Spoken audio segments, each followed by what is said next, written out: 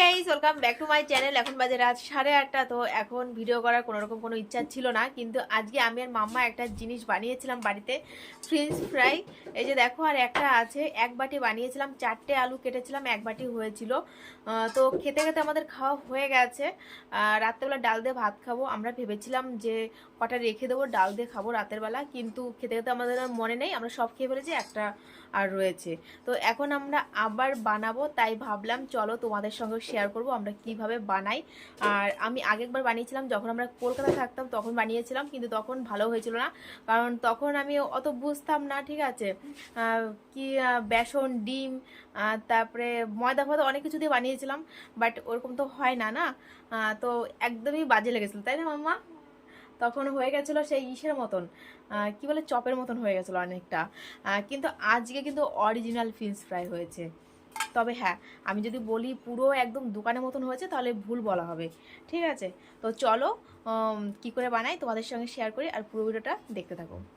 তো চলে এসেছি রান্নাঘরে। এখন আমি আলু নিয়ে নেবো, আর ফ্রেঞ্চ ফ্রাই করার জন্য কিন্তু বড় আলু হলে ভালো হয়, যেহেতু আমার কাছে নেই, তার জন্য ছোট আলু দিয়ে এখন আমি করব।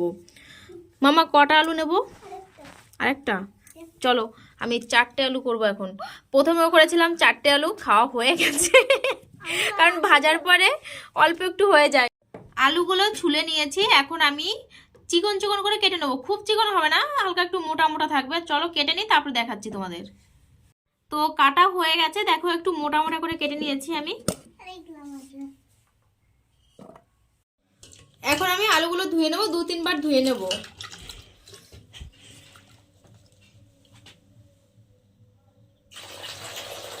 তো বন্ধুরা, আমরা এখন ফ্রেঞ্চ ফ্রাই বানাচ্ছি। তোরা মা আলুটা সিদ্ধ করতে বসিয়ে দিয়েছে। তো জল ঝরানোর পরে এরকম একটা পরিষ্কার তাওয়াল নিয়ে নিয়েছি, এটা কিচেন তাওয়াল, ঠিক আছে। তো তাওয়ালের উপরে আমি ঢেলে দিচ্ছি, দেখো আলুগুলো, যাতে জলটা আর কি তাওয়ালে পুরো লেগে লেগে আলুগুলো একটু শুকনা শুকনা ভাব হয়ে যায়। আর উপর দিয়ে আমি হালকা করে এরকম একটু করে দেবো, আলুর গায়ে জল থাকবে না। খুব আনন্দ, তাই না? কি নাচ হচ্ছে এটা? নাচ হচ্ছে না, লাফানো। লাফানো হচ্ছে? কিসের জন্য?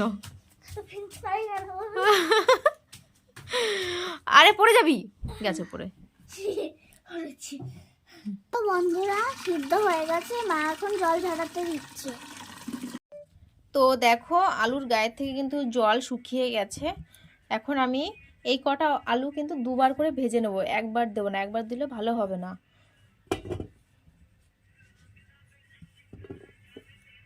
আমরা প্রথমে যেহেতু বানিয়েছিলাম, তো তেল ছিল, এই তেলের মধ্যে আর একটু তেল দিয়ে ভেজে নেব। তেল গরম হয়ে গেছে, এখন আমি আলুগুলো দিয়ে দেবো।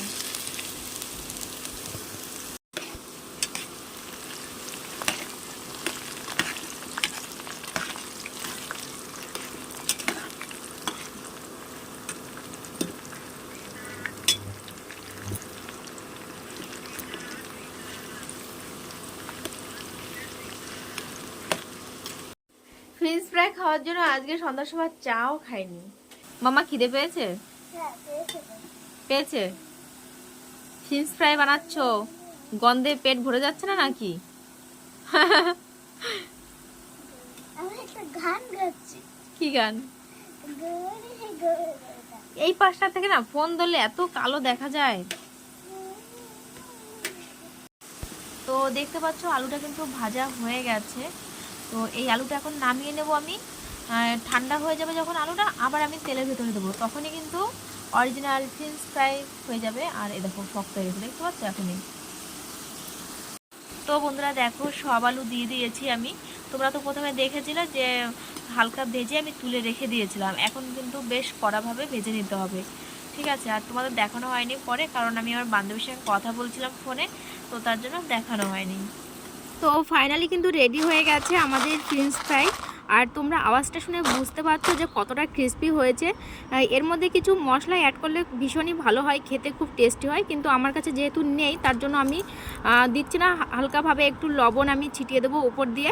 আর তোমরা যদি কেউ মশলা দিতে চাও তাহলে এর উপরে কিন্তু পুদিনা পাতা, তারপরে গোলমরিচের গুঁড়ো, একটু চাট মশলা সব কিছু দিয়ে একসঙ্গে মিক্সড করে খেলে কিন্তু ভীষণ টেস্টি হয়। তো আমি দেখো কৌটোর মধ্যে ভরে রেখে দিচ্ছি, একবারে ভাত দিয়ে খাওয়ার সময় বের করব।